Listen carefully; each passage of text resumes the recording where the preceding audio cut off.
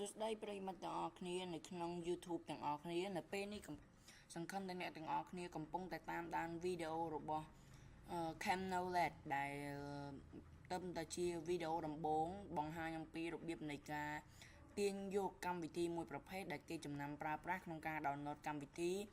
ឬមួយក៏រឿង Hollywood ឬមួយក៏កម្មវិធីឬមួយក៏ game ដែលមិនមាននៅលើ Play Store ឬមួយក៏កម្មវិធីរបស់ computer ដែលមិនងាយរកបានហ្នឹងដូចជាកម្មវិធី PowerPoint, iTunes, Vegas, Sony Vegas អីចឹងគឺគេត្រូវភាគច្រើនគេ download តាម uTorrent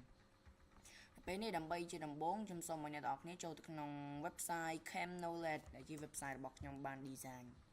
បាទសូមចូលទាំងអស់គ្នាមកវាយពាក្យថា CAMKNOWON បាទ non ជា Pathology Simple ដែលមាន n នៅកតុយបន្តមកទៀត .blogspot.com បាទនឹងឯងបាទវាកំពុងតែដំណើរការហើយឥឡូវនេះពួកយើងឃើញឥឡូវនេះគឺយើងឃើញថាខ្ញុំបានសរសេរពាក្យមួយចំនួនដូចជា how to download uTorrent ក្នុងសម័យបច្ចុប្បន្នអីចឹងគឺយើងមើលនៅមកជំហាននេះម្ដងទៅគឺយើងត្រូវ click លើ link នេះប៉ុន្តែខ្ញុំសូមឲ្យយោបល់ថាចូលក្នុងនេះចូលក្នុងបាទពេលយើងចូលទៅដល់តើចាំមើលគេឲ្យធ្វើយ៉ាងម៉េចគេឲ្យអូសបន្ទាត់ចូលក្នុង link ហើយអូសបន្ទាត់ចូលក្នុងបន្តិចរួចចុចចូលក្នុងបន្តិចហើយចុចទៅលើ get torrent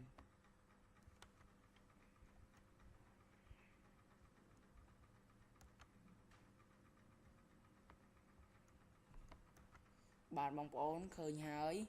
អូសក្នុងយើងអូសរួចហើយបានវាចេញមកនេះហើយយើងចុចលើ get torrent នឹងមកគឺវានឹង download ឲ្យជាស្រេចនៅពេល download ហើយយើង install នៅតាមបងប្អូនទៅគឺវានឹងហើយរួចជាស្រេចហើយចំពោះរបៀបនៃការទាញយកវិញចំពោះរបៀបនៃការទាញយក file ដែលគេ download របៀប download កម្មវិធីឬមួយក៏រឿងអីតាម uTorrent ហ្នឹងចាំយើងបញ្ជាក់នៅពេលក្រោយតែពេលនេះគឺយើងសូមបង្រៀនមួយមេរៀនកុំឲ្យអ្នកទាំងអស់គ្នាធុញទ្រាន់